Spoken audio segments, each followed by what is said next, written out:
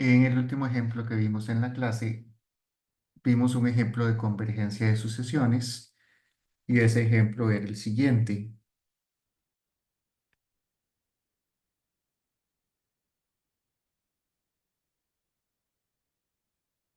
Era la sucesión dada por xn con 4 menos n entre 2n y n más 1 entre n cuadrado. En ese entonces lo que hicimos fue probar con la definición que xn converge al vector x, donde ese x es menos un medio coma cero.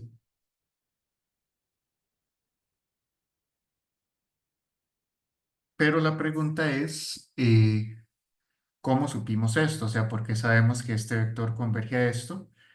Lo que hicimos fue en clase, cuando pregunté que a qué creen que converge esto, lo que hicimos fue ver entrada por entrada.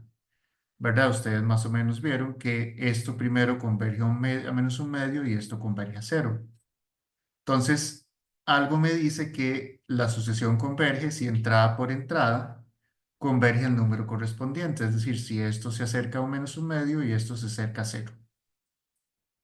Y ese es el resultado del siguiente teorema.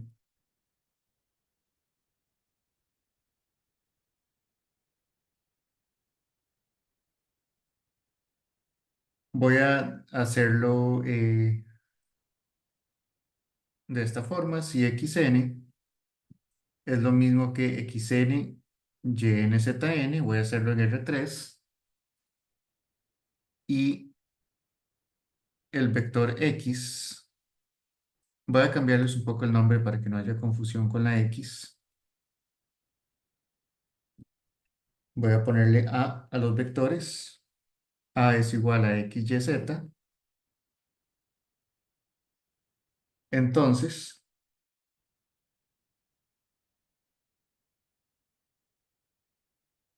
a n converge a A, sí, solo sí.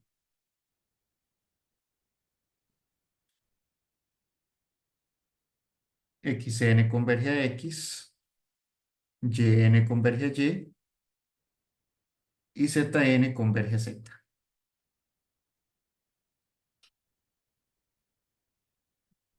¿Ok? Es decir, si cada una de las entradas converge a un número, entonces el vector converge al vector con esas entradas, en el sentido de que la distancia es tan pequeña como uno quiera. Entonces, para ver la prueba de eso,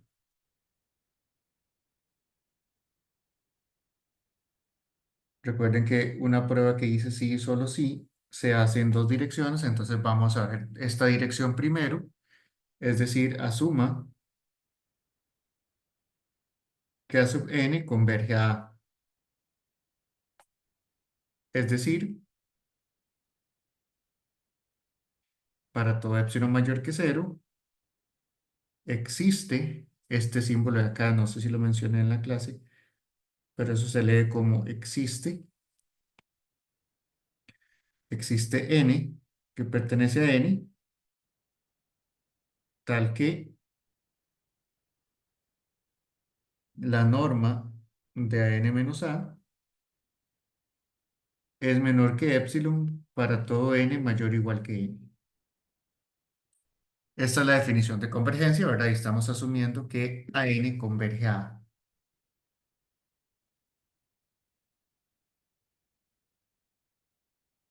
¿Ok?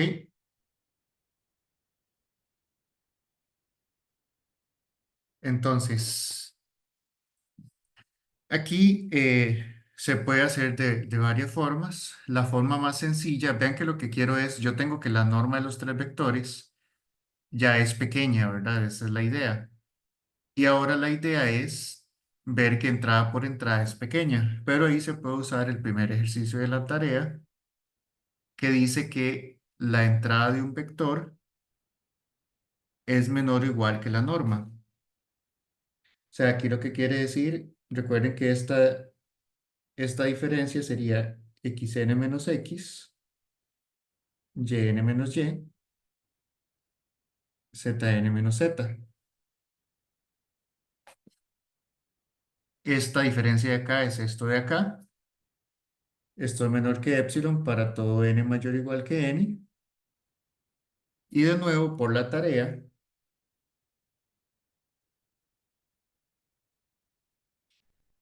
por ejemplo, el valor absoluto de xn menos x es menor o igual que esa norma.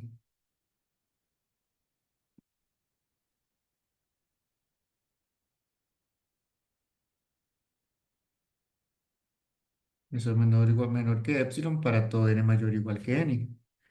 ¿Eso qué quiere decir? Que xn está muy cerca de x a partir de cierto tiempo. Y similarmente,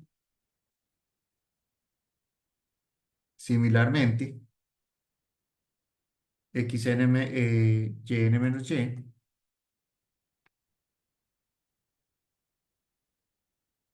menor que epsilon y zn menos z menor que epsilon para todo n mayor o igual que n.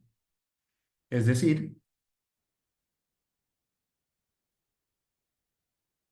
xn converge a x, yn converge a y zn tiende a z. Esa es esa primera parte, pero básicamente viene del hecho de que la norma controla a cada una de las entradas. Y para la otra dirección, nosotros sabemos que también por el ejercicio de la tarea, que la norma está controlada por la suma de las entradas. Entonces podemos utilizar eso para la otra dirección.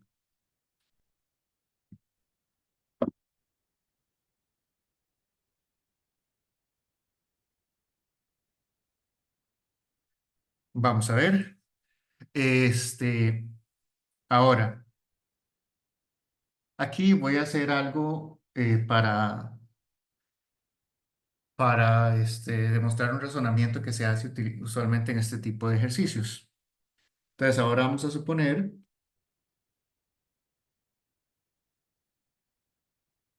esto de arriba. Supongamos que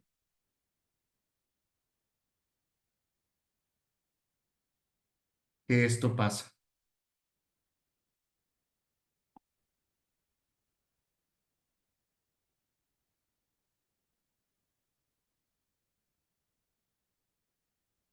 ¿Ok?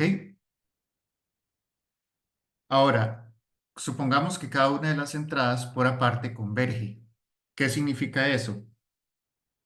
Eso significa lo siguiente. Dado epsilon mayor que cero, existe n1 tal que xn menos x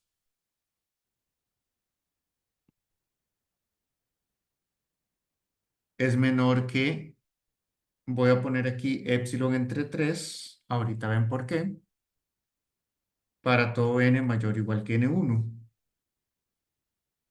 Yn menos y, bueno, perdón, es eso para el x, ¿verdad? Entonces, como el xn converge, pasa eso. Pero ahora el yn converge también. Entonces, existe n2 tal que yn menos y es menor que epsilon tercios para todo n mayor o igual que n2. Eh, Aquí yo puedo usar el mismo epsilon en ambas porque la definición de que converja es que la distancia es tan pequeña como uno quiera. Es decir, la definición se cumple para todo epsilon. ¿Cómo, cómo se cumple para todo epsilon? Quiere decir que yo puedo usar el mismo epsilon en las tres, ¿verdad? Cuando algo dice para todo, quiere decir que yo puedo usar el que yo quiera. Ahora, el problema es a partir de cuál tiempo yo estoy cerca. Por ejemplo, en este ejemplo, por decirlo así, eh, Acá esto converge a menos un medio, pero más o menos tienen el mismo grado arriba y abajo. Esto converge a cero, tiene un grado diferente arriba y abajo. Entonces, estas cosas convergen a distintas velocidades. Por ejemplo, esto converge más rápidamente a cero. Lo que me refiero con eso es que el n1 y el n2 pueden ser diferentes, ¿verdad? Porque puede ser que la distancia sea pequeña, en una se llegue más rápido que en la otra, ¿verdad? Entonces los tiempos son diferentes. Ahora, existe n3 tal que zn menos z menor o igual que epsilon tercios para todo n mayor o igual que n3. Entonces, el hecho de que el teorema diga existe, ya eso le quita cierta libertad al n, ¿verdad? O sea, cuando digo para todo, ahí hay libertad y uno puede elegir el que sea, y por eso para las tres sucesiones, la de x, la de y y la de z, yo puedo elegir el mismo epsilon en las tres. Pero para esta sucesión existe un n, para esta sucesión existe el otro, para toda esta sucesión existe otro. Ahora, yo quiero que las tres cosas pasen al mismo tiempo, ¿verdad? Yo quiero que estas tres distancias se cumplan a la vez. Pero si a partir de cierto tiempo cada una de ellas se cumple, yo puedo tomar el más grande de esos tiempos para que se cumplan las tres. Es decir, por ejemplo, si yo llego a cierta distancia a los 27 segundos, la otra a los 15 segundos y la otra a los 50 segundos, entonces a los 50 segundos ya todas habrían llegado, ¿verdad? Esa es la idea. Entonces tomo la máxima de las tres. Entonces, si tomo n como el máximo de n1, n2 y n3, y n mayor o igual que n, entonces se cumplen a la vez xn menos x menor que epsilon tercios y las otras dos, ¿verdad? Voy a copiarlas y pegarlas.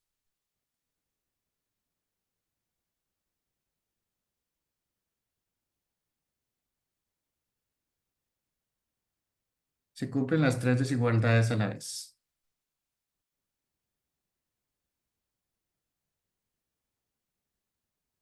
Ok, entonces ahora sí. Lo que me interesa ahora es probar que se cumple con la norma. Es decir, si para cada una de las entradas se cumple, se va a cumplir con la norma. Entonces,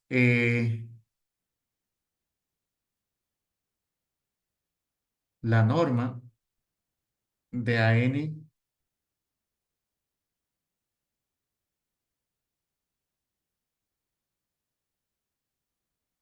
de AN menos A, que de nuevo es la norma de xn menos x, yn menos y, zn menos z. Por la tarea, esto es menor o igual que xn menos x más yn menos y más zn menos z, y cada una de estas es menor que epsilon tercios. Y eso se cumple para todo n mayor o igual que n, y eso es exactamente igual a epsilon. De nuevo, aquí estamos utilizando la tarea. Aquí no lo puse. ¿Dónde fue que utilicé la tarea? Aquí. Aquí utilicé la tarea. Primer ejercicio de la tarea, me parece que les puse eso. ¿Verdad? Entonces se cumple que a partir de cierto n, esta distancia es menor que el epsilon que uno quiera. ¿Verdad? Entonces eso significa que la sucesión a n converge a. Creo, no sé si lo mencioné en la clase anterior, pero bueno, quizás ustedes están más acostumbrados a esta definición. La flecha significa que converge a. ¿Ok? Entonces, esa es la idea. Y de nuevo, aquí lo hice con tres entradas. De hecho, ustedes en la tarea, si quieren, pueden hacerlo con tres entradas. Pero yo puedo poner la cantidad de entradas que yo quiera, ¿verdad? Porque aquí es cada una de las entradas está controlada por la norma Y también la norma está controlada por las D entradas de correspondientes, ¿verdad? Entonces, en lugar de poner epsilon entre 3 sería epsilon entre D, para que quede para que quede el epsilon al final.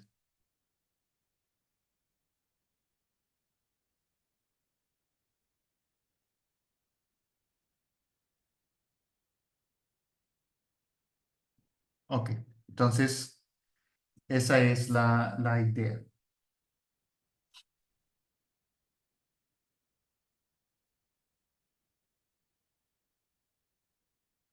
Vamos a ver un ejemplo.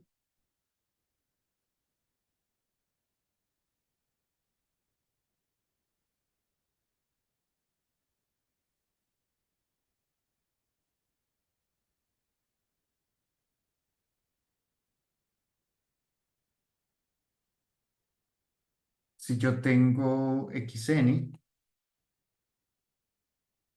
igual a -1 a la n entre n a la 2,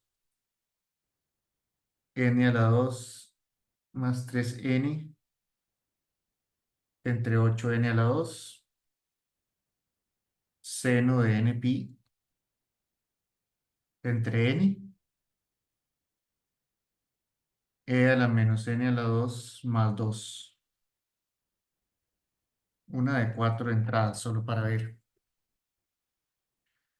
Eh, Aquí voy a asumir un poco como la teoría de límites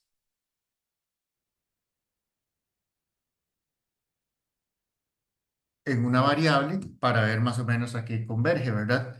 Entonces, la idea del teorema anterior es que converge entrada por entrada. Recordando un poquito de ahí de las veces de cálculo, ¿verdad?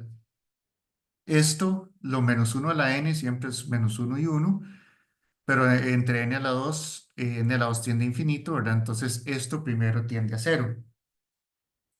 Esto tiene el mismo grado arriba y abajo, ¿verdad? Los de mayor grado, este es el 1 y este es el 8, entonces esto convergería a un octavo. Esto siempre está acotado por 1, entonces n abajo tiende a infinito, entonces esta diferencia tiende a cero también, perdón, esta raíz, esta fracción, y la exponencial con exponente negativo tiende a cero, más 2 tiende a 2, ¿verdad? Entonces, el teorema anterior y la teoría de cálculos en una variable nos diría que esto converge a cero, un octavo, cero, 2. ¿Verdad? Aquí en este y en este pueden aplicar la ley del sándwich, por ejemplo. Esto uno lo puede hacer, todo esto arriba está menor que uno, esto también está menor que uno, entonces uno puede aplicar el teorema del sándwich. Ok, entonces eso es un ejemplo. Otro ejemplo,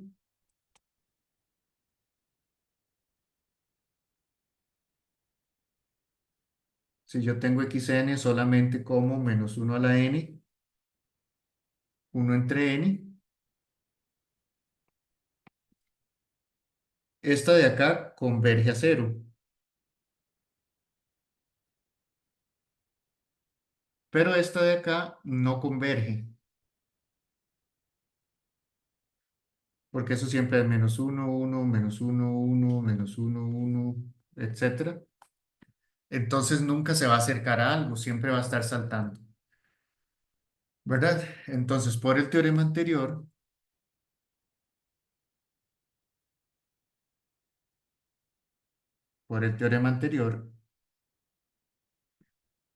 el vector no converge. ¿Por qué? Porque si converge, todas las entradas deberían converger, pero esta no converge, ¿verdad? Entonces tenemos eso. Una definición, si xn no converge,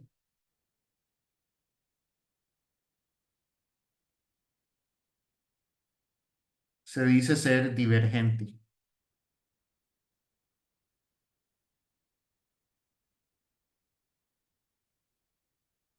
¿ok?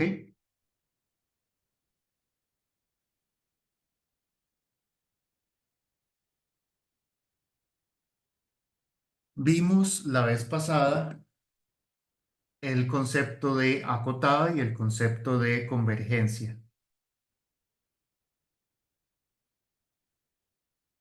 Vamos a ver cómo se relacionan los dos.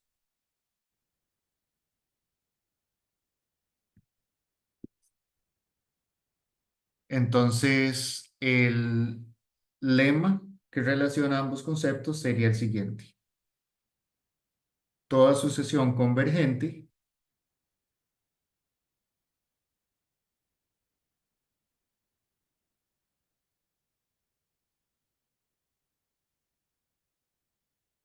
toda sucesión convergente es acotada.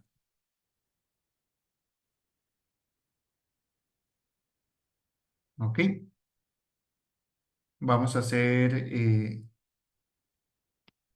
un dibujo de eso. Voy a hacerlo aquí en la siguiente página. Vamos a ver. Para iniciar la prueba,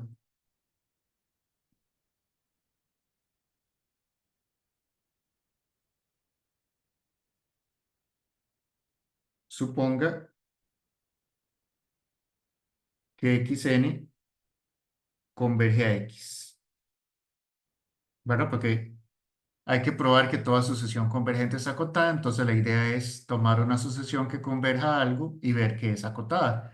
Recuerden que es acotada sí puede significar varias cosas, puede significar que todas estén dentro de una bola, o que la norma de todas sea menor o igual que una constante, etcétera. Con un dibujo lo vamos a ver un poco mejor. Entonces voy a hacer el dibujo sobre lo que significa.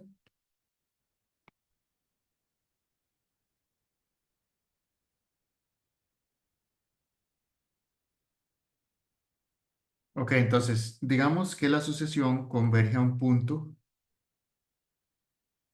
que sea este punto rojo, ¿verdad?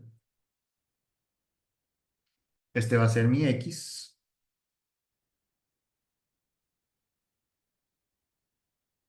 y la sucesión anda por ahí, ¿verdad?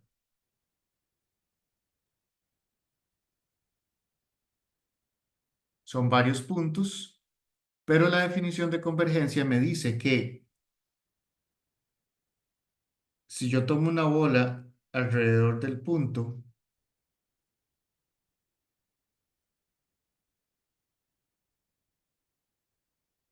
con radio epsilon,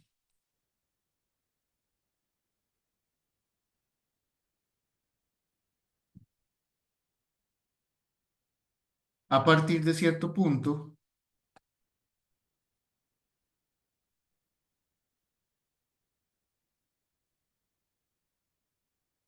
voy a poner ahí el xn, el resto de puntos de la sucesión todos quedan dentro de la bola,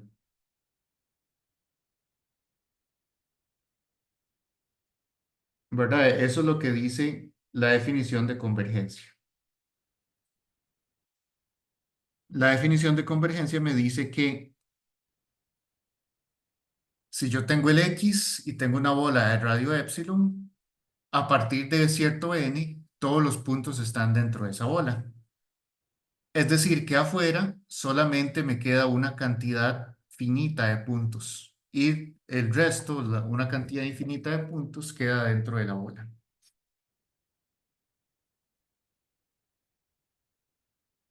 ¿Ok? Eh, entonces,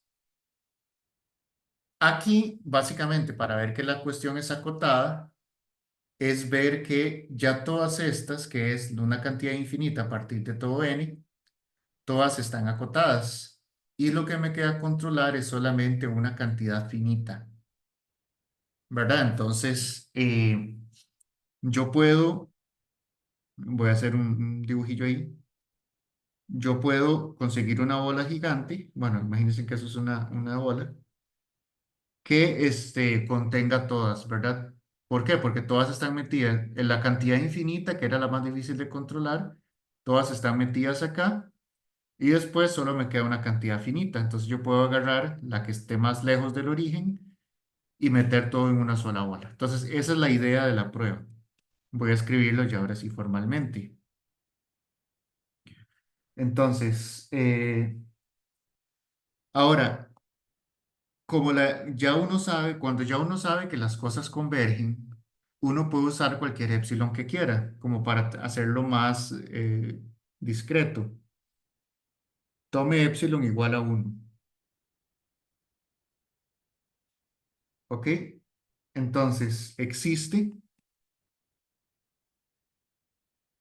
n que pertenece a n, tal que xn menos x es menor que uno para todo n mayor o igual que n. ¿Verdad? Aquí no hay problema en que uno tome un epsilon cualquiera, ¿verdad? Solo pongo uno para no dejar el epsilon ahí como variable, pero ustedes pueden tomar cualquier epsilon. ¿Ok? Entonces, eso lo que me dice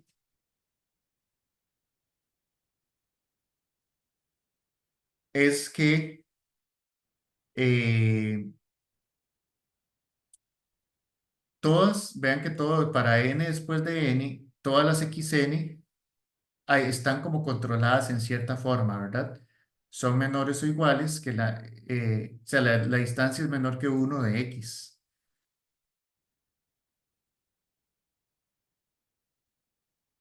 Entonces, ¿qué significa eso? También creo que eso estaba en la tarea, bueno, ya no recuerdo que estaba en la tarea y que estaba en la lista de ejercicios, pero eso lo que me dice es que xn menos x es menor que uno, ¿verdad?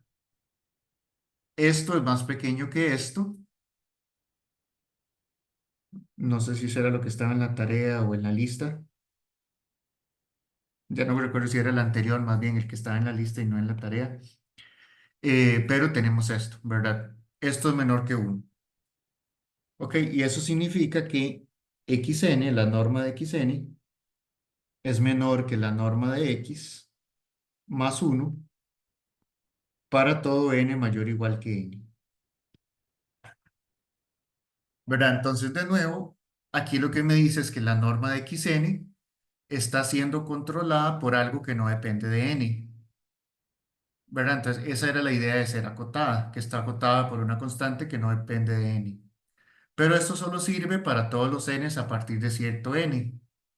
¿Qué pasa con los que están antes? Pues son solamente una cantidad finita. Entonces puedo tomar el más grande de todos. Entonces lo puedo hacer de esta forma. Tome m, el máximo entre la norma de x1, a veces se me olvida ponerle flechillas, la norma de x1, la norma de x2, etcétera, la norma de xn-1. Esto es una cantidad finita que son los únicos que probablemente, ¿verdad?, se hayan quedado fuera de la bola. Ahora, la definición de convergencia dice que a partir de cierto n todos están dentro de la bola, pero no me dice nada sobre los anteriores, ¿verdad? Puede que sí haya unos dentro de la bola, puede que no. Lo importante es que a partir de cierto punto todos están. Pero bueno, si yo agarro el máximo de todos esos que se quedaron afuera, es una cantidad finita y el máximo existe. Eh, entonces, el problema es que si tuviéramos una cantidad infinita, yo no puedo hacer esto porque el máximo no necesariamente existe. Por ejemplo, puedo tener una cantidad infinita y puede ser que vayan creciendo y creciendo y creciendo y no haya un máximo.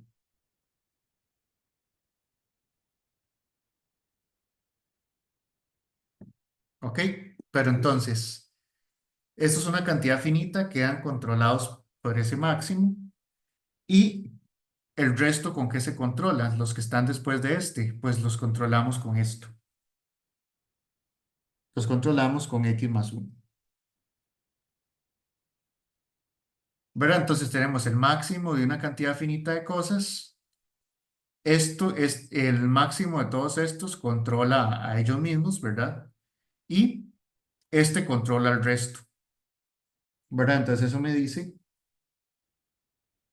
que xn es menor o igual que m para todo n mayor o igual que uno, ¿verdad? Entonces, eso es la definición, por lo tanto, xn es acotada.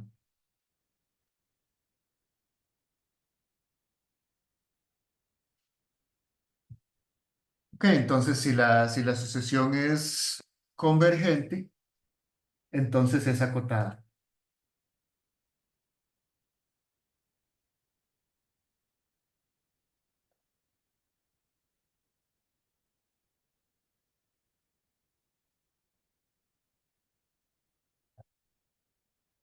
Un teorema que relaciona un poco la topología con las sucesiones.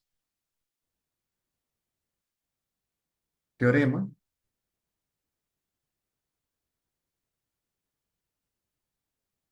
un conjunto F es cerrado si toda sucesión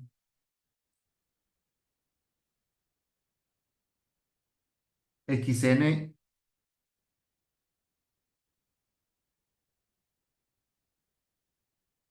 de puntos de F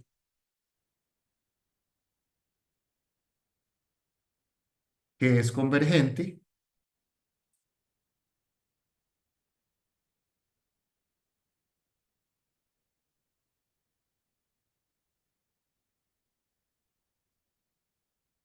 tiene su límite en F.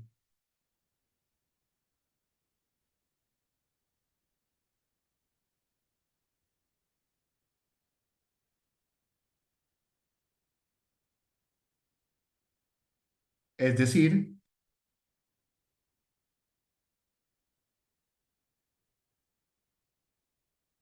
si yo tengo una sucesión en F y converge a algo, entonces ese algo a lo que converge también está en F. Aquí, perdón, puse sí, pero es un sí y solo sí. Bueno, voy a ponerlo así. Usualmente cuando se escribe sí con doble I, esto significa sí y solo sí.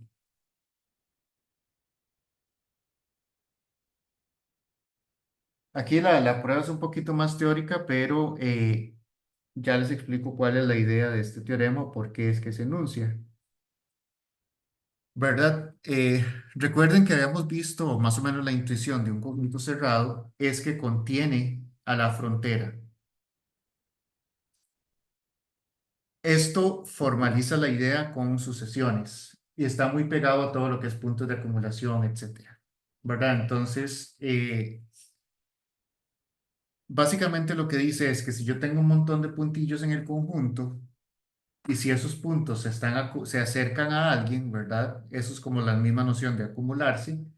Entonces ese alguien tiene que estar en el conjunto, ¿verdad? Es como decir que no se pueden acumular a un punto que está fuera del conjunto, o sea que el punto alrededor del cual se están acumulando está dentro del conjunto y por eso ese punto es como una frontera, ¿verdad? Es como otra forma de decir que el conjunto contiene su frontera. ¿Ok? Entonces vamos a ver la prueba. La prueba también es un poquillo sutil, o sea, tiene ciertos detallillos teóricos complicados. Entonces, primero suponga que F es cerrado,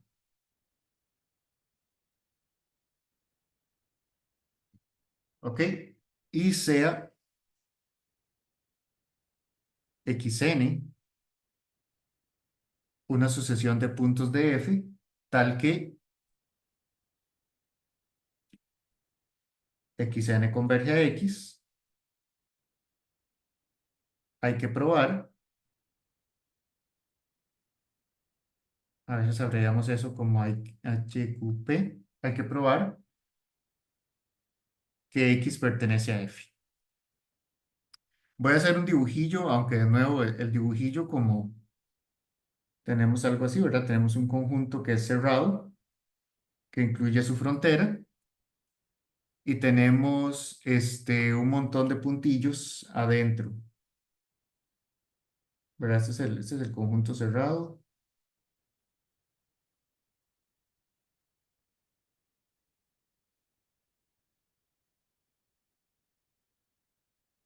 Y existe un punto por ahí, X, un punto donde sea, y lo que dice el teorema es que si existe una sucesión que se va acercando a ese punto, entonces ese punto tiene que estar adentro del conjunto, ¿verdad? Entonces este dibujo es algo que no puede pasar, más bien, ¿verdad? Este punto no puede estar afuera del conjunto, sino que si la sucesión está dentro del conjunto y converge a algo, ese algo también tiene que estar dentro del conjunto.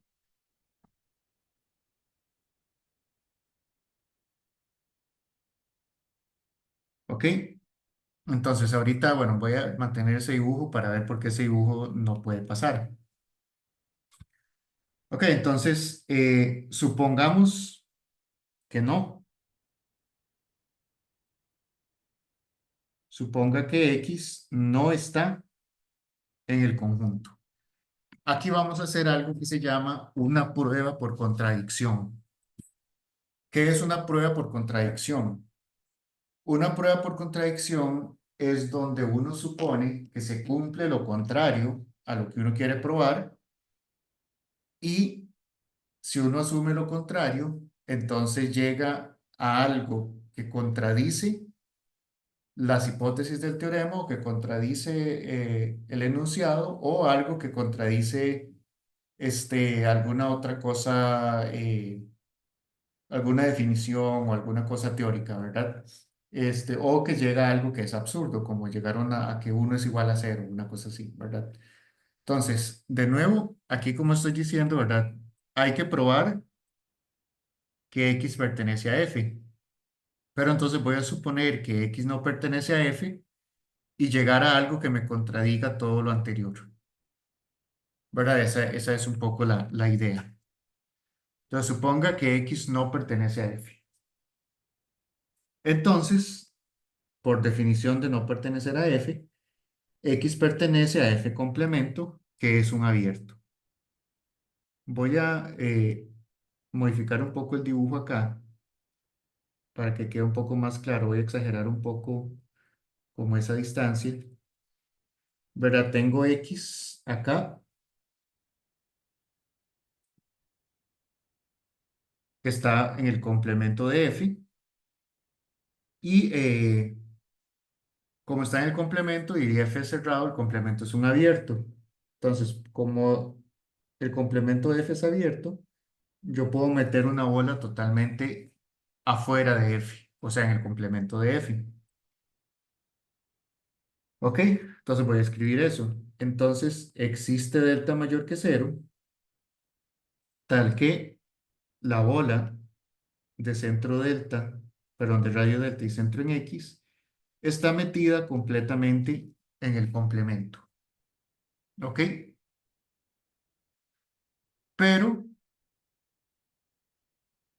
esta bola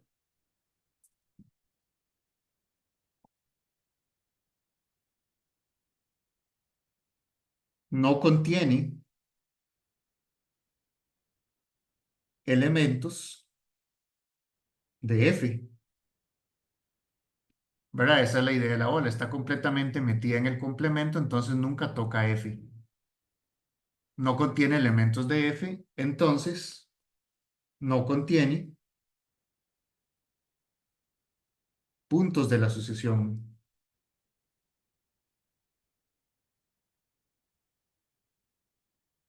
¿Por qué? Porque la sucesión está metida completamente en F, ¿verdad?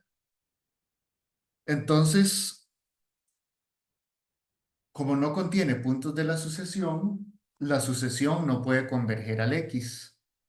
¿Por qué? Porque la definición de convergencia es que toda bola contiene puntos de la sucesión, ¿verdad? Toda bola contiene puntos de la sucesión. Y aquí estamos encontrando una que no tiene ninguno, ¿verdad? Entonces eso es una contradicción. Es una contradicción,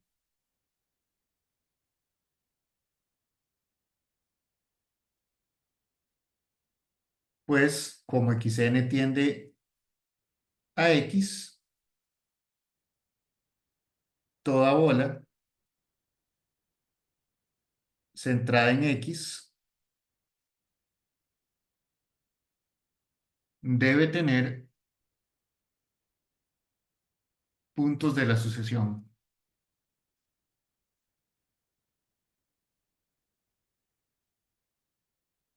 De hecho, una cantidad infinita.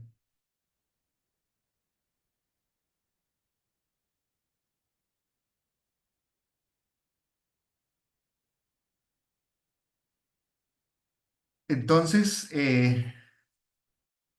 esa es la contradicción, ¿verdad? Si suponemos que el x no está en f, entonces llegamos a una contradicción, ¿verdad? La contradicción sería que xn no puede converger a x, pero entre las hipótesis está que xn converge a x. Por lo tanto,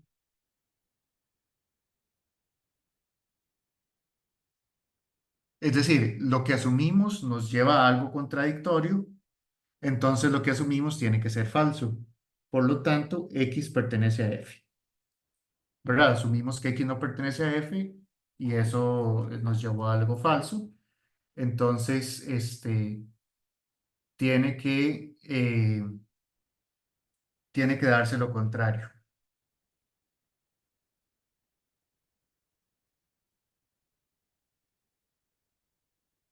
¿Ok? Esa es una dirección, ¿verdad? Ahí estamos probando que si f es cerrado, entonces se cumple la propiedad de que toda sucesión que converge tiene que tener un límite en f.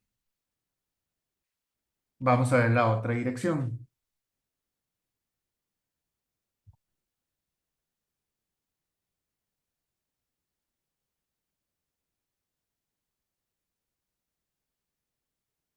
Suponga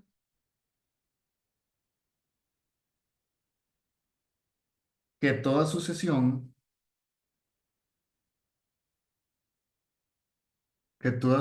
xn contenida en f,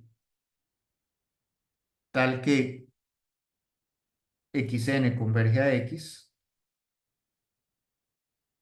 cumple que x pertenece a f. Es decir, suponemos que toda sucesión que tenga un límite, ese límite está en f. Vean que aquí o sea, estamos diciendo toda sucesión que ya sabemos que tenga un límite, ¿verdad?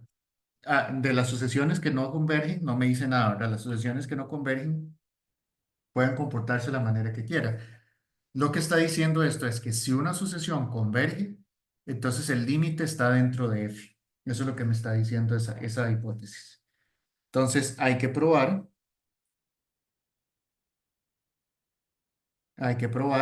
que f es cerrado.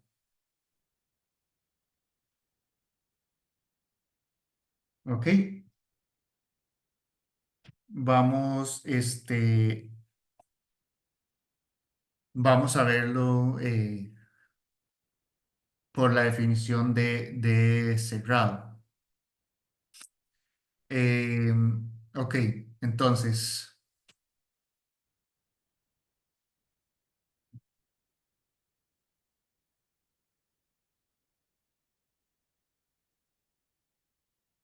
voy a hacerlo por contradicción. Suponga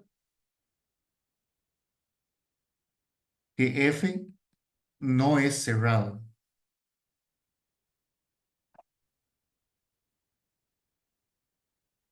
Entonces, f complemento no es abierto. ¿verdad? La definición de cerrado es que su complemento es abierto. Entonces, si F no es cerrado, la definición es que su complemento no es abierto. Ahora sí, ¿qué significa negar que es abierto? Que es abierto significa que para todo X yo puedo encontrar una bola alrededor que está dentro del conjunto. Que no sea abierto significa que existe un punto para el cual no se cumple eso. Voy a escribirlo como un paréntesis. Voy a hacerlo en otro color mejor.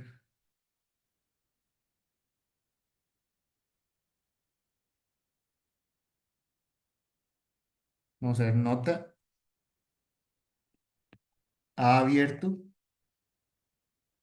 si para todo X que pertenece a A existe delta mayor que cero, tal que la bola de radio delta y centro en X está metido en A.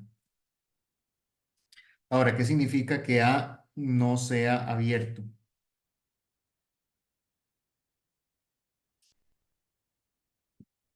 Cuando uno quiere negar un enunciado, uno más o menos como que cambia estas palabras, lo que se llaman los cuantificadores. Entonces, A es abierto si para todo X se cumple esto. Entonces, A no es abierto si existe alguno que no lo cumple. ¿Verdad? Negar es decir, negar que todos los días llueve, no es decir que ningún día llueve, ¿verdad? Negar que todos los días llueve es decir que hay un día que no llueve, ¿verdad? Entonces, si todo X en A cumple esto, negarlo es que existe uno que no lo cumple. Entonces, si existe X que pertenece a A, eh, ahora, que esto no se cumpla, o sea, que existe un delta que cumple esto, negarlo es decir que ningún delta lo cumple. Entonces sería tal que para todo delta mayor que cero, entonces, si existe un delta que cumple esto, negarlo es que todos los deltas no lo cumplen. Tal que para todo delta mayor que cero, la bola del radio delta y centro en X no está contenida en A. Entonces, eso es como un paréntesis ahí para ver qué significa negar que algo no es abierto. Ok, entonces lo voy a aplicar a F complemento. Entonces, existe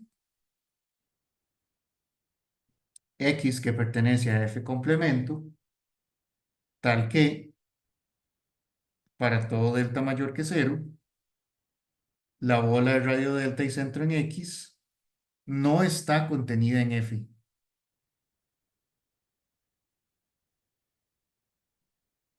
perdón, en F complemento. ¿Ok?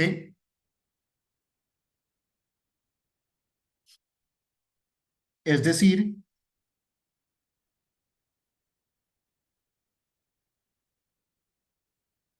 esa bola tiene puntos que no están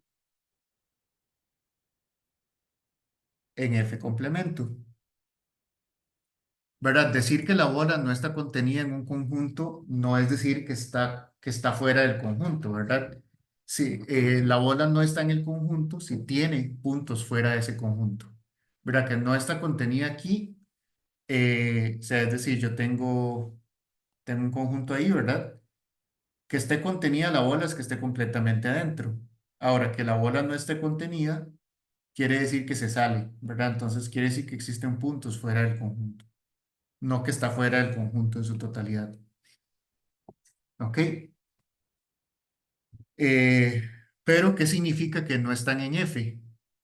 En F complemento, perdón. Es decir, contiene puntos de F.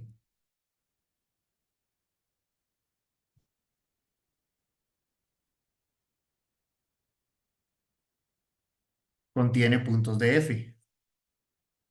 O sea, los puntos que no están en F complemento, por definición, están en F. ¿Ok?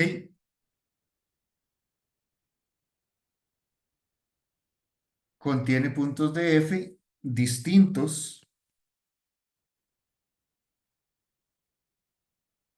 de X, pues X pertenece a F complemento. Ok, entonces, ¿qué es lo que estoy diciendo ahí? Yo me estoy dando un X y cualquier bola que yo agarre contiene puntos de F distintos de X. Es decir, X es un punto de acumulación.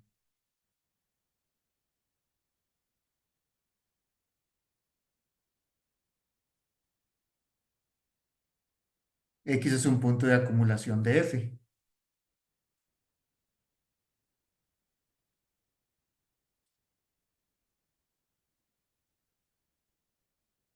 ¿Por qué es un punto de acumulación de F?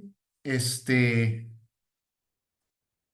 Porque, por esto, ¿verdad? O sea, tengo que para toda bola alrededor del punto yo encuentro puntos de F distintos de X. ¿Ok? Y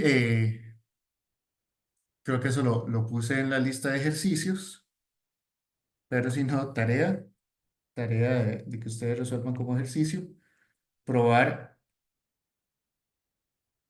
que si F es cerrado,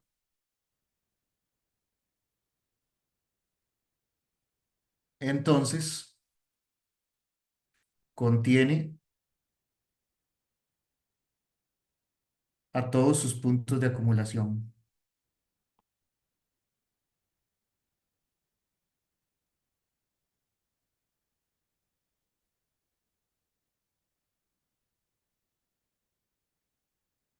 Eso era otro paréntesis. Entonces, con ese ejercicio, eso me dice que X pertenece a F. Y esto es una contradicción, pues X está en F complemento. Este símbolo significa contradicción.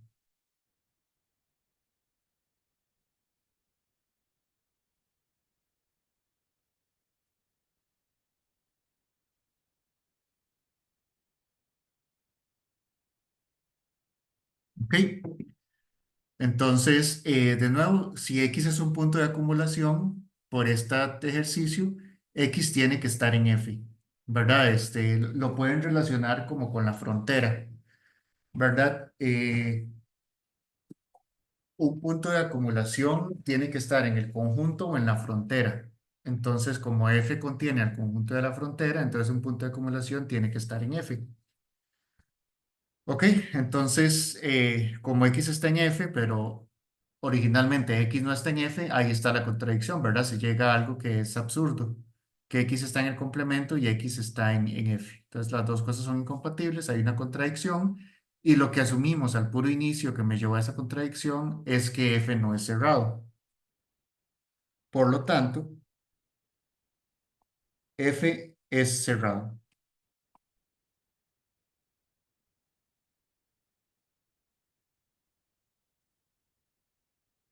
¿Ok? Y eso prueba el teorema y me da una relación entre las sucesiones y la parte de la estructura del conjunto en el que estoy trabajando.